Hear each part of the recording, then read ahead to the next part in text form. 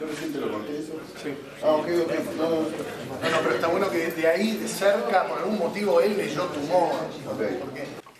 No escucho mi voz. ¿Qué tengo? Vamos, muchachos, vamos a hacerlo, ¿eh?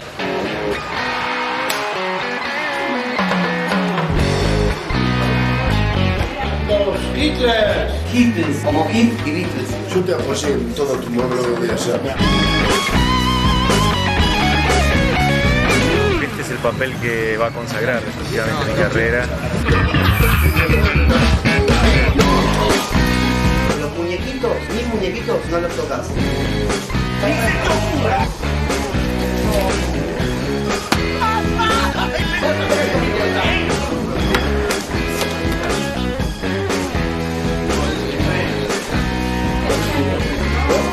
una escena real, a la que cada uno tiene que llegar.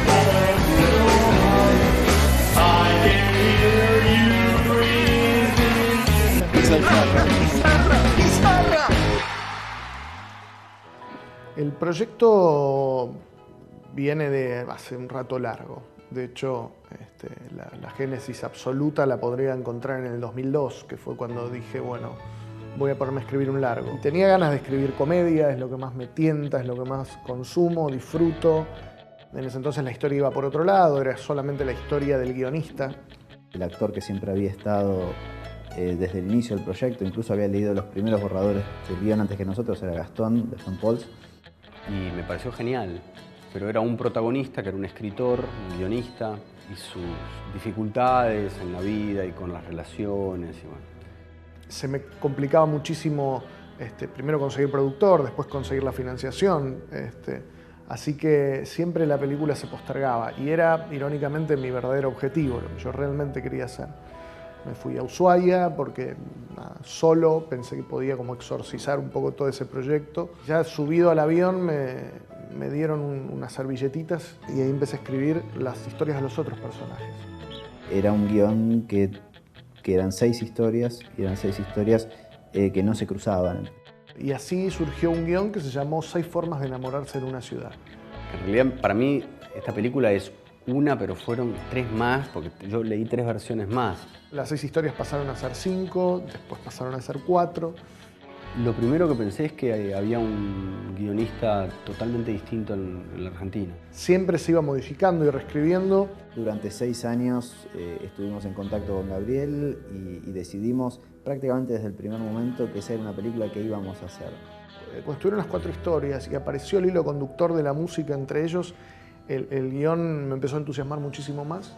Con los años fueron pasando otras versiones del guión y a mí me fue gustando cada vez más. Tuvimos una larga preproducción, la filmamos en el 2011 y la estrenamos en septiembre de 2012.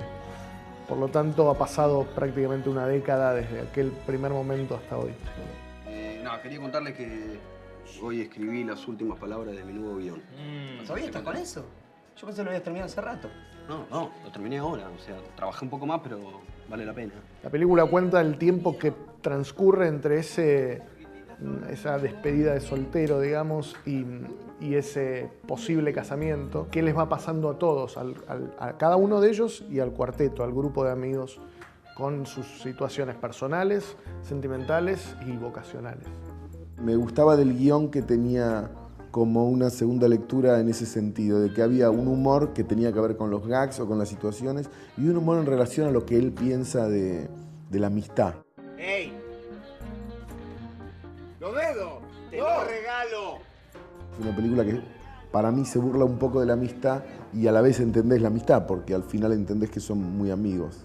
Que quizás no están en el lugar correcto en la vida, de que hay muchas cosas que les quedan por hacer, de que hay muchas cosas que no hicieron, de que algunos están haciendo lo que no querían hacer o que van a hacer lo que no quieren. Y bueno, y en el medio nos metemos nosotras, las mujeres, a hacer muchos quilombos, como en la vida de casi todos los hombres. Creo que la película logra burlarse con mucha inteligencia y mucha sensibilidad de eso que todos afirmamos o que podemos decir y volver a mostrártelo de una manera que vuelva a ser eficaz una y mil veces. Lo interesante en la película es cuál es el tono con el que se elige contar o hablar acerca de estas cuestiones. Esta etapa que narra la película, que arranca cuando ellos tienen 11 años más o menos y termina cuando uno de ellos decide casarse, es la etapa de vinilo, los días de vinilo de estos personajes. ¿No estuvimos en este café ya? No, en este no. Tenemos que pasar por todos los cafés. Tenemos que pasar por todos los cafés. El trabajo de elección del elenco fue, la verdad que era algo muy importante.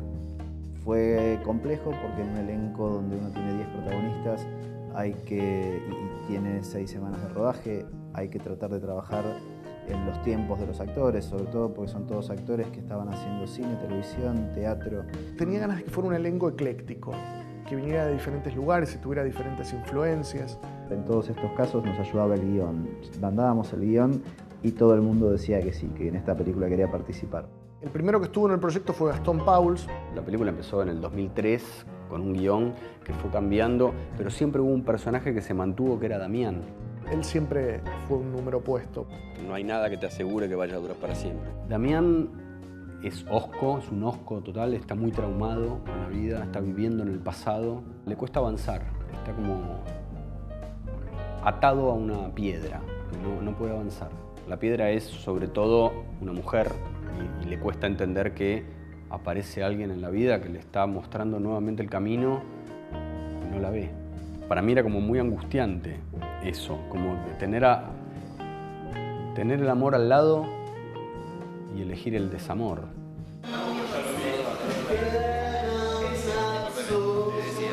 Haciendo Todos contra Juan, en la primera temporada, tuve la posibilidad de conocer a Fernán Mirás. Yo estaba haciendo una obra de teatro y nos cruzamos en un subte y creo que vino a ver esa noche la obra. Como que le dejé entradas, yo yendo en subte al teatro. Recuerdo que en algún momento en un subte él me habló de que tenía un guión. La facilidad que tenía para meterse en la comedia. Ese genial, el chiste es tremendo. A ver. Dije, bueno, Luciano tiene que ser Fernando. ¿Sabés qué? Somatizando. Estoy parado allá hablando con alguien y de golpe, Rod Stewart, soy, pierdo la voz. Luciano es un muchacho... a mí me resulta gracioso que el amor sea tan insoportable también, ¿no? Él es el que tiene a la chica ideal y la chica de sus sueños, la chica que le parecía inalcanzable, le dio bolilla y la estropea todo el tiempo porque está tan celoso y tiene tan... Me gustaba que el miedo a perderla de él estropeara la relación. Tengo defectos. Puedo llegar a ser celoso, pero lo puedo superar. Sí, es como un tipo que nunca recibió señales en su vida, no sabe leer un semáforo. Están todos diciéndole, esta chica no es para vos, ella está diciéndole, no te aguanto más. Si no le escribe la canción, no. Vos me necesitas a mí. Ignacio Toselli, lo llamé un día para que tengamos una lectura del guión. Lo leímos, él hizo una especie de improvisación sobre el personaje. Después si querés hacer yoga, meditar, esas cosas que hacen ustedes, tenés una alfombra ahí, andar en patas, todo eso. Vení, otra cosa acá. Y en el momento en que estaba haciendo la improvisación, me acuerdo de descostillarme de risa en los primeros 2 minutos. Dímelo otra vez, Rica. Que me lo digas. Si es que tu acento me vuelve loco, tú sabes. Mulata, me vuelves loquitico. Y bueno, listo, no hay nada más que pensar. Bien, no, la pasé increíble. A Rafael lo conocía de teatro, de su amplia y prolífica carrera como dramaturgo y como actor, lo había visto varias veces en teatro. Facundo teatraliza de alguna manera su circunstancia.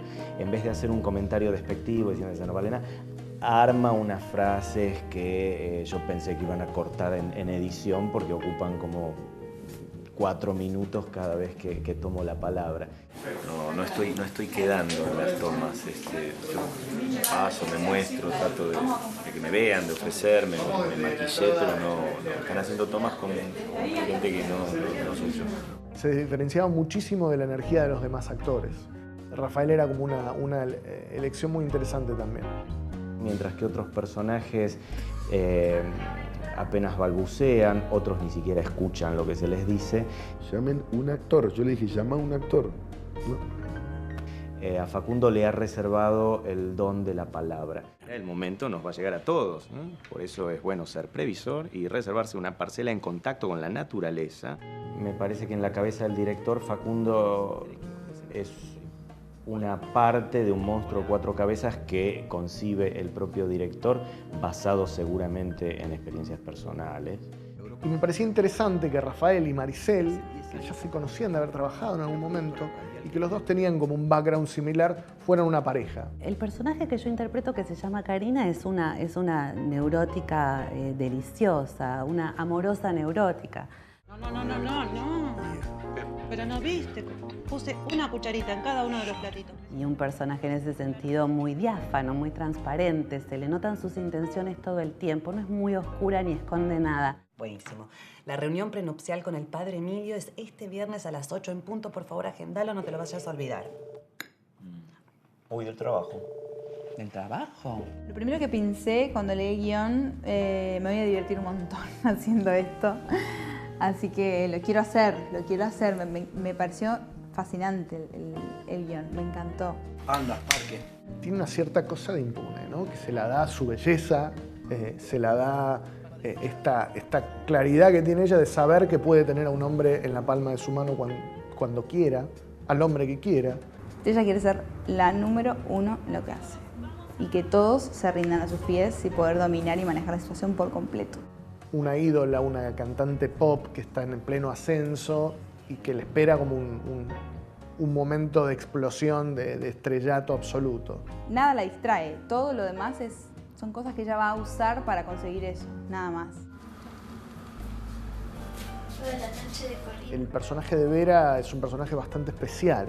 Llega en un momento muy oscuro del personaje de Damián y el personaje de Vera llega con su luz y con su color para un poco iluminar esa vida gris y oscura de Damián. Dos personajes muy solitarios, muy solos y como un encuentro muy hermoso.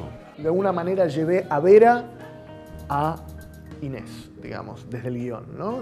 Lo reescribí pensando en ella. Te dije que no estoy durmiendo bien.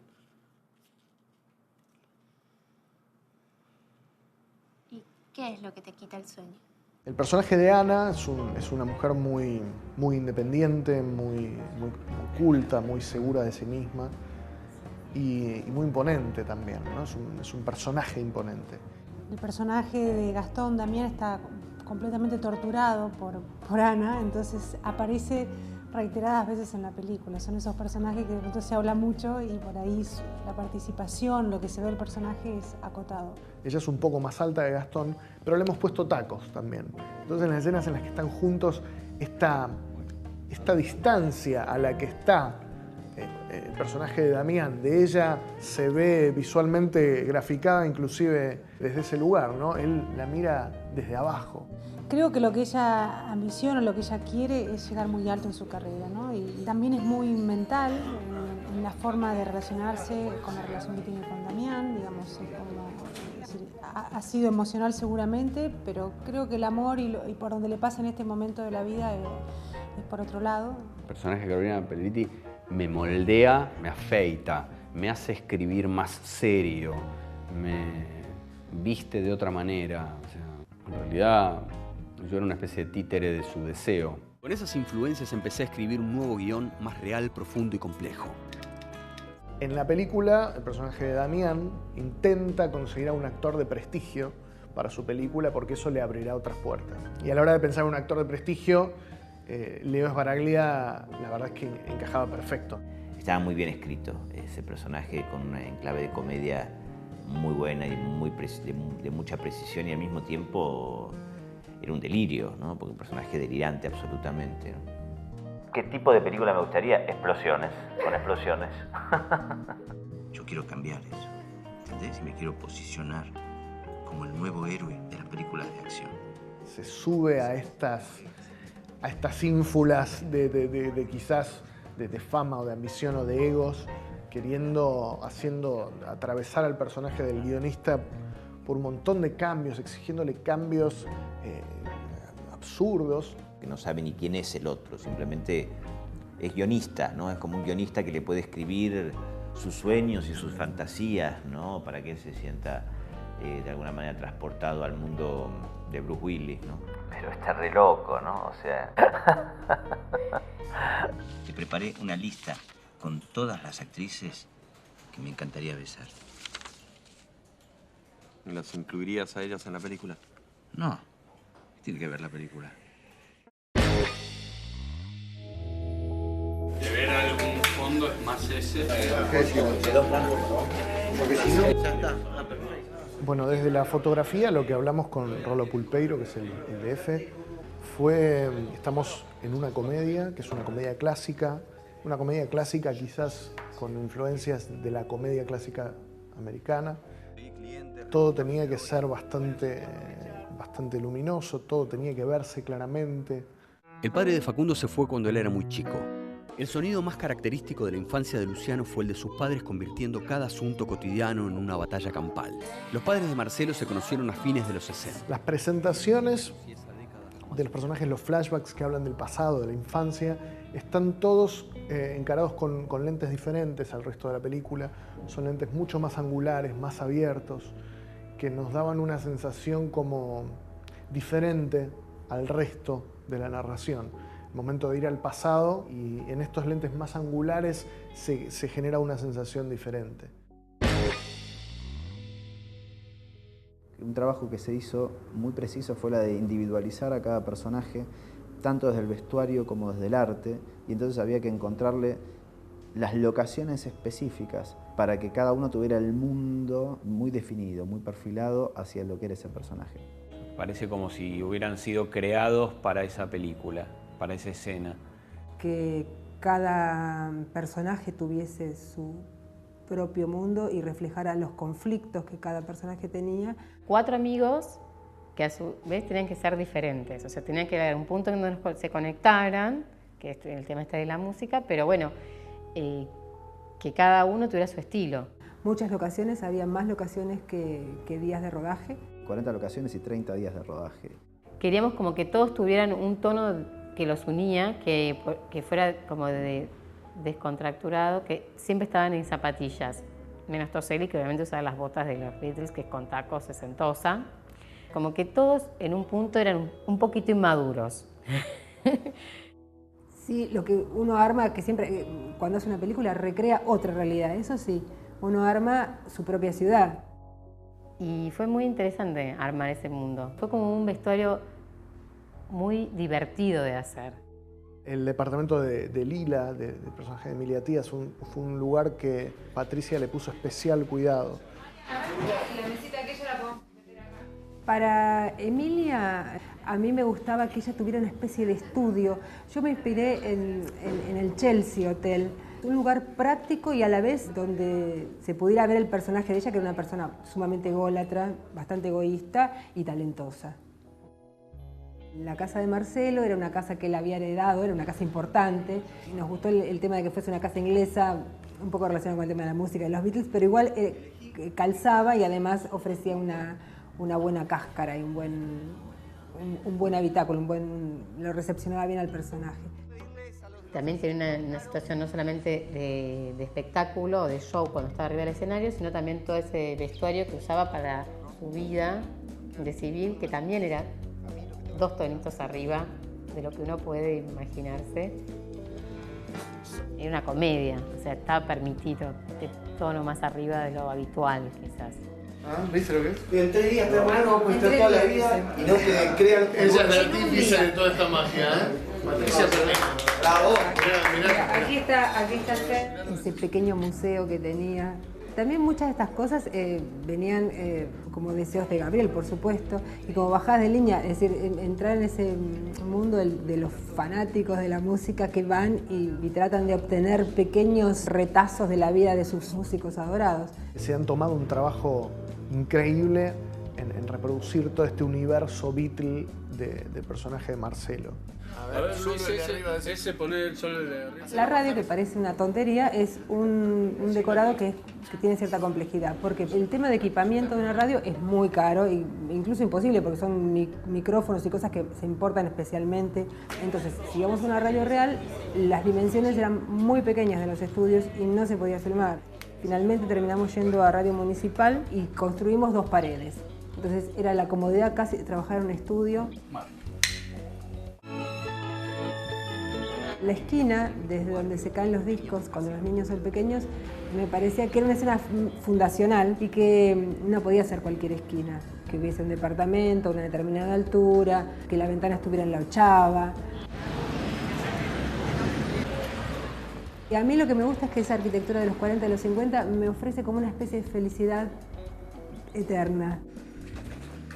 Para el personaje de Damián, la carcasa fue un departamento que tenía su profundidad de campo, pero lo vaciamos completamente y alojamos ahí una especie de caos que tenía mezcla con muebles de oficina y que reflejaba su caos interior, ¿no? Tiene mucho de casa de guionista de película clásica americana o de un guionista como el que interpreta a Woody Allen en sus películas. Esa lámpara, la máquina de escribir, el caos. Hay referencias muy sutiles que hemos hablado a películas como Qué bello es vivir, Sucedió una noche.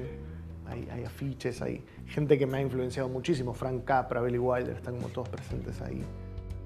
A Gastón, a Damián me lo imaginaba como eso, como todo el tiempo como con algo lánguido, como llovido, como para adentro, como siempre está con lo mismo, y la silueta de él no varía nunca, con su impermeable, toda la película, y no es que llueva, ni nada. Él es la situación en que está él, es tormentosa.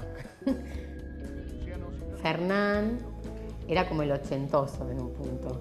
Por ejemplo, si bien estaba siempre, el chaleco es una prenda que la repetimos, las camisas de abajo y sus remeras cambiaban. Muy retro, él es muy retro. Para mí era como un poquito más langa, no sé si está bien decir la palabra, pero es como más galán. No quería salir del juego de la seducción. Bueno, la película tiene la música, las canciones que yo escuchaba desde chico. A mí me ha llegado de una manera menos onírica y mágica, pero el padre de un amigo, Juan Carlos Aguirre, el padre de Álvaro Chali Aguirre, me pasó una caja de discos de vinilo a la misma edad que los personajes. La música que está en la película es la música que estaba en esos discos de vinilo en aquel momento. Por eso era importante para mí que suenen esos intérpretes y en versiones originales. Bueno, la música fue todo un tema. Bueno, vamos de nuevo. Teníamos que conseguir temas originales porque no podíamos hacer una película sobre una nostalgia musical y no tener canciones originales. Más allá de hacer underscore y música de película, tuve que hacer temas que compitieran con Queen y con todas las bandas que estaban y hice temas que compuse yo y los canté en inglés. Es más, escuchaba una crítica que se pensaban que estaba Leonard Cohen y era yo cantando con voz grave, cosa que fue una especie de halago. La película tiene una estructura muy cíclica, muy redonda, como un disco si se quiere. La música que les llega a ellos, en algún momento de la película, ellos la transmiten, ellos la dan y hacen el paso de antorcha a una nueva generación. Y había que hacer muchos temas, 35 o 40 temas que tuve que hacer para la película. Toqué la guitarra, el bajo, la percusión, los teclados, mezclé la música, la grabé yo, la mastericé. Digo, fue la única persona que estuvo en el proceso. Como me pasó a mí en mi adolescencia y como haré en algún momento el día que tenga hijos, pasaré esa música. Bueno, ellos hacen un poco eso y esa cosa cíclica. Era importante que la película que abre con Queen cierre con Queen y cierra con ese tema y para mí es como el corolario perfecto. Esa escena de que caen los discos es una escena bastante especial porque de golpe están los 4 chicos en la calle y empiezan a caer discos del cielo y está en cámara lenta. Gaby quiso que Queen ya entre en ese momento y yo dije, no, voy a probar algo. Y era como una especie de música como en cámara lenta. Usé discos de vinilos originales, los amplié, los empecé a grabar en el micrófono y los usamos en el surround y después metí como unos coros y eso le dio como el toque más místico. Uno de los desafíos fue que el tema de Queen, You're My Best Friend, estaba grabado hace muchos años, en el año 77, y el máster era para vinilo en su momento. Se agarra ese máster y se reecualiza, se generan subarmónicos para tener más graves y se hace como un envolvente en 5.1 para que suene un poco mejor. Más que tenga un lenguaje más de cine, ¿no? Nosotros estuvimos hablando con todas las discográficas Y hay que lidiar no solamente con la discográfica, sino también con el artista, que tiene que leer la escena del guión en donde va a estar su canción y decidir si le gusta o no le gusta. Una película que habla de la música, pero habla más que nada de una música muy personal, de la música que yo escuché en ese momento, de la que recibí y que efectivamente fue, como para los personajes, la banda de sonido de mi vida. La música te remite a lugares, a momentos, a personas, a sensaciones, sentimientos. O sea, escuchaste millones de canciones en tu vida.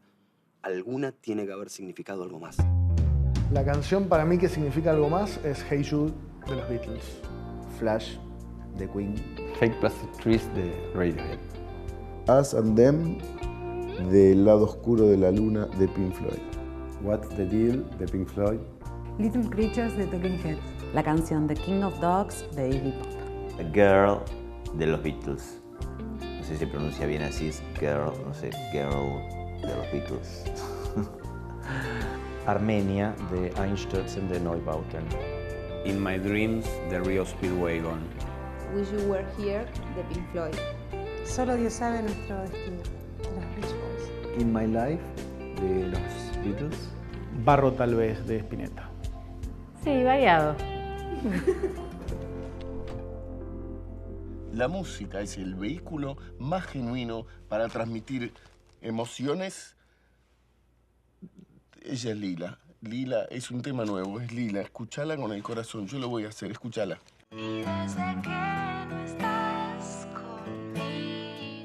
Siempre quise dedicarme a componer. Como no lo he podido hacer porque no le he dedicado el tiempo o no me he querido dedicar a eso, trato de componer canciones para mis proyectos. Y así compuse la música y la letra del tema Desde que no estás conmigo, que es el tema que canta Emilia Tías y que le dedica de alguna manera al personaje de Fernán, enumerando todos sus defectos. ¡Un hit! ¡Un hit! Tal cual uno. Bueno, pero tranquilo, ese no es nada, es una canción. Nada Sí, más. la más reproducida de la historia después de Director. Sí, lo compuso Gabriel, letra y música. Yo lo arreglé, lo rearmonicé un poquitito para que sea un poco más rockero. Fue genial, tenía que cantar. A mí me encanta cantar. Y a Emilia le di bastante libertad cantando. Y le dije que haga lo que ella sienta. Para la película me parece que funciona perfecto, es maravilloso.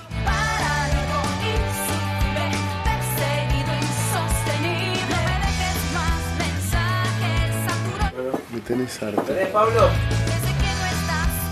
Podés irte.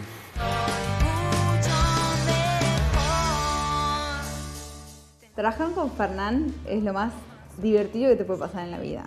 O sea, tiene como un esquema fijo, ni va a lo seguro, a lo que ya sabe que funciona. Es un actor que arriesga. La verdad es que nos divertimos mucho.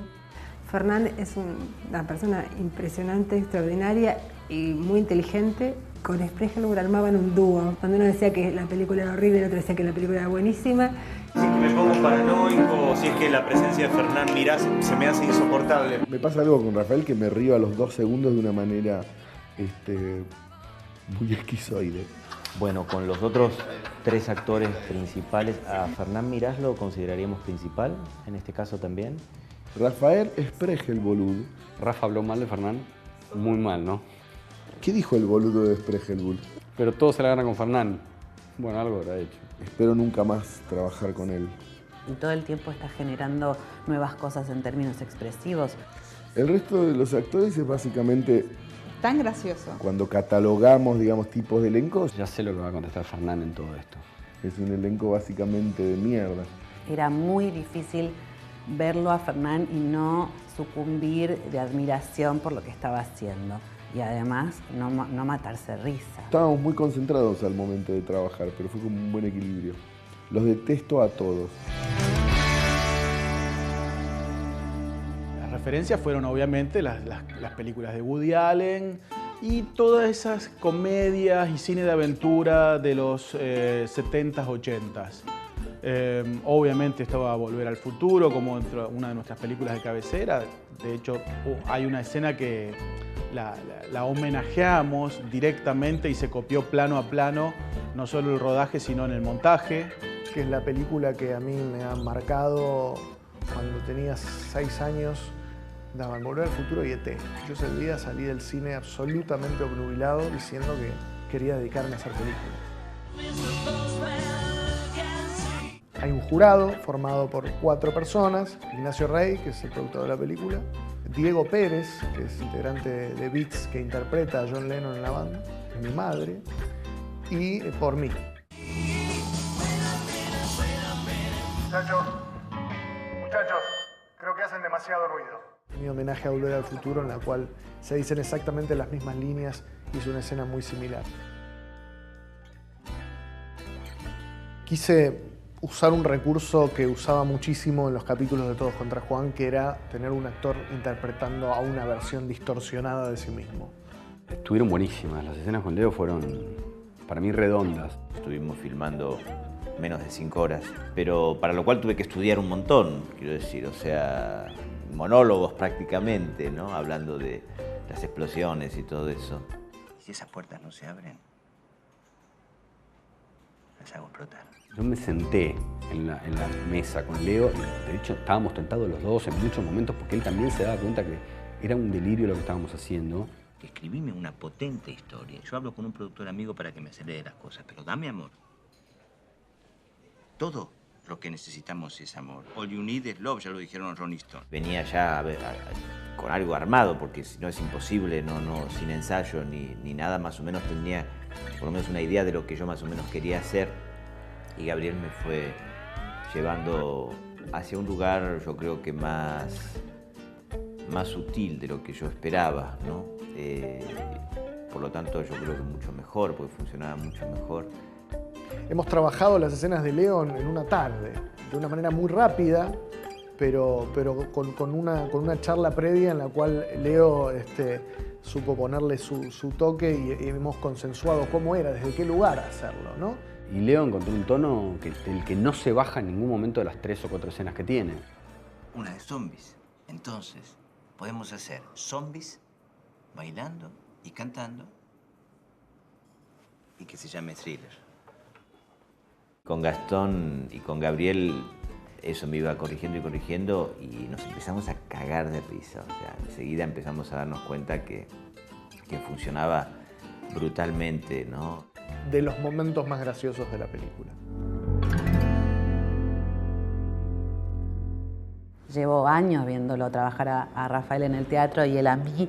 Nos conocemos hace muchísimos años y casi te diría que hemos crecido juntos como artistas. Como se conocen desde lo teatral, yo tuve ganas de una de las escenas de la película casi concebirla como si fuera teatro filmado. Sí, te voy a decir una cosa, me parece que los directores de cine llaman teatro a casi cualquier cosa.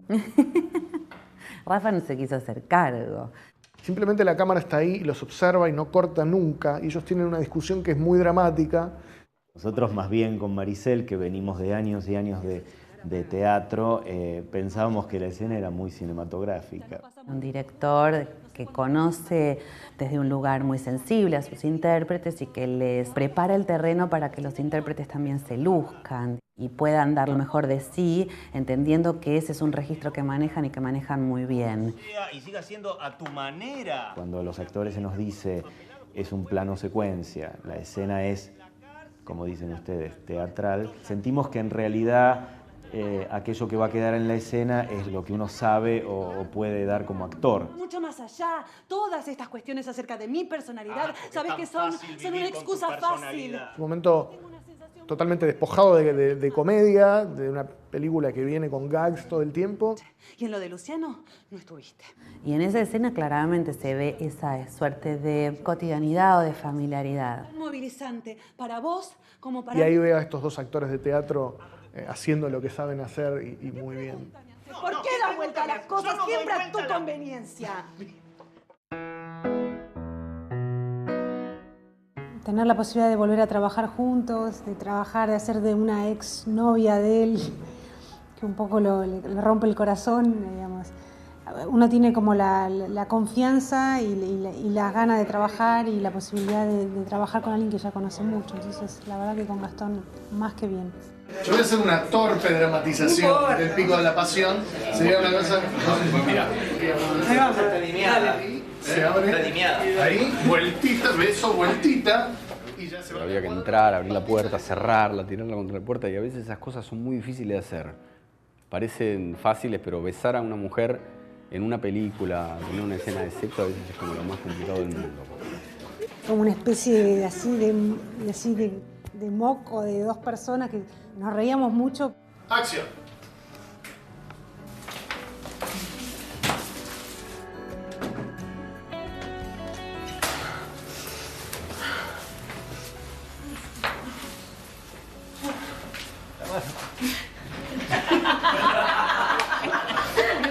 Cuando el personaje no tiene tanta continuidad en la película, la dificultad es en abordar las escenas y que realmente lo que estés contando se siente y se viva tal cual es, ¿no? No es que sea un texto que estás diciendo. ¿Sí? Vamos. Muy bien, chicos, vamos a ir otra vez. Grabamos una escena mucho más larga que después en montaje no quedó tan larga, pero que a mí me gustaba. Este ejemplo que ella da sobre el Everest, como muy racional todo, como muy mental todo. Pero creo que hay una cima real a la que cada uno tiene que llegar. Me estás dejando, me cuesta un poquito verlo desde el alpinismo. Fue una jornada complicada. Cuando el día ya estaba terminando para mí, tuvo que empezar con esa escena. Yo creo que este es el papel que va a consagrar definitivamente mi carrera. Lo ofrecían Ibsen, Shakespeare, boludeces. Yo lo que quería era recibir un tiro en la espalda y sobrevivir. Parece que no, pero estaba todo coordinado. En el momento justo que yo te agarré el arma, cuando eliges eso, en el momento de caos y todo, bueno, el disparo. Era mucha coordinación de cosas y a la vez que pareciera que le estoy disparando al hombro. Lo que va a ocurrir es que vos le sacás el arma a él, ¿sí? Y ahora te voy a agregar alguna línea para que digas en ese momento, pero casi retándolo a él, le sacás el arma y mientras le estás hablando a él, se te va a disparar el arma. ¡Ay! ¡Ah! ¿Qué policía estás? A las 4 de la mañana, un viernes, con muchos autos alcoholizados y con una cámara acá. Las otras armas son las... Bueno, silencio, chicos, tenemos que estar listos para ir a toma. Me pusieron una serie de obstáculos y yo sé quién está detrás de todo esto. Lo que en realidad sucedía cuando lo filmamos es que me pegaban un tiro, que yo sufría horrores como un ratón y que esto le daba al personaje una beta muy tierna que a mí me interesaba. ¿No quiero que andes con armas? Vamos de nuevo. Es porque no quiero que andes armado. ¡Ay, la puta madre que te parió! ¡Ja! Agregué una línea. Toda la escena de la fiesta me gusta. Toda la discusión con los discos, la rotura, la caída de los discos, el video hasta que sale Gastón corriendo, creo que es un cortito en sí mismo que uno podría sacar, verlo y se entendería una historia y es muy linda. En el casamiento de mi personaje, naturalmente es donde todo está a punto de estallar.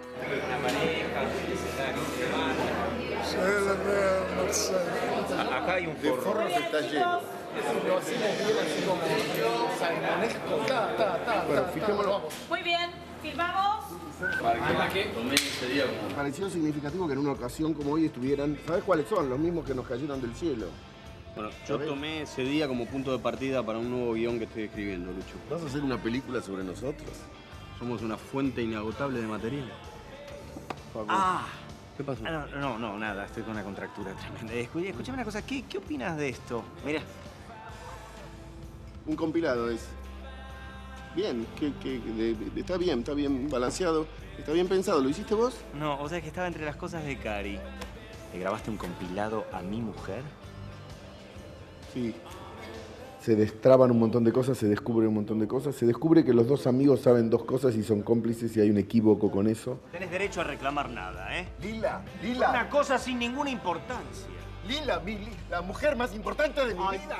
Los discos no se rompen fácilmente. Y recuerdo que el boludo de Spregelwood no podía romper un vinilo, no me lo puedo olvidar más.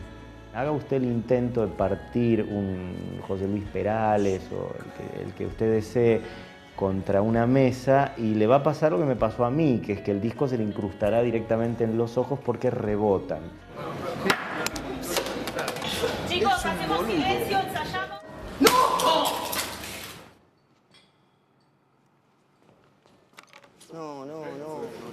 ¿Sabés la plata que vale esto?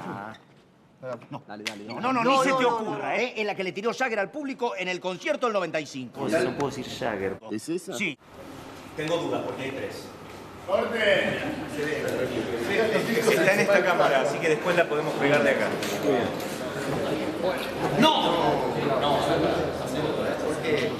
Lila usó una melodía sin mi autorización, pero me alegra mucho que lo haya hecho.